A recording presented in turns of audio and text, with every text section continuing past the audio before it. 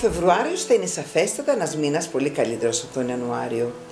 Στις 8 του μήνα έχουμε νέα σελήνη στον υδροχό και κατά συνέπεια θα επηρεαστούν τα ζώδια του σταθερού σταυρού, όπως οι υδροχόοι, οι ταύροι, οι λέοντες και οι σκορπιοί.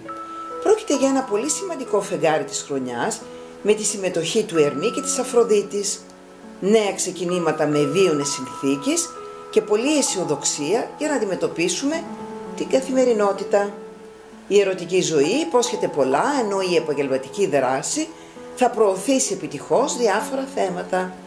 Στις 22 του μήνα πραγματοποιείται η Πανσέλινος στον άξονα Παρθένου Ιχθύων και θα επηρεάσει πρωτίστως τα ζώδια του μεταβλητού σταυρού, όπως τους Ιχθύες, τους Διδύμους, τους Παρθένους και τους Τοξότες.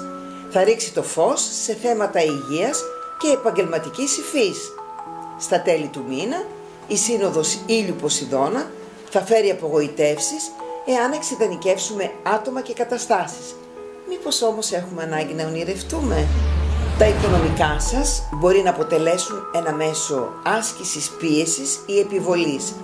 Ήδη από τον προηγούμενο μήνα έχετε εξοδέψει αρκετή ενέργεια στη διευθέτηση των οικονομικών που έχουν σχέση με άλλους.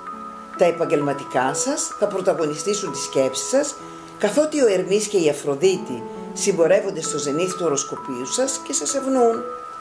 Θα σας δώσουν ένα χέρι βοηθείας άτομα κύρους και το σύμπαν θα σας ανταμείψει σίγουρα. Ο ήλιος στον υδροχό σας καλεί να σταθείτε κοντά σε φίλους που σας χρειάζονται, καθώς επίσης να ασχοληθείτε με τα κοινά. Στις 22 του μήνα η Πανσέλινος εστιάζει την προσοχή σας σε θέματα υγείας, θα φλερτάρετε και θα κάνετε νέες γνωριμίες που μπορεί να εσχαλινθούν και γιατί όχι σε έρωτα.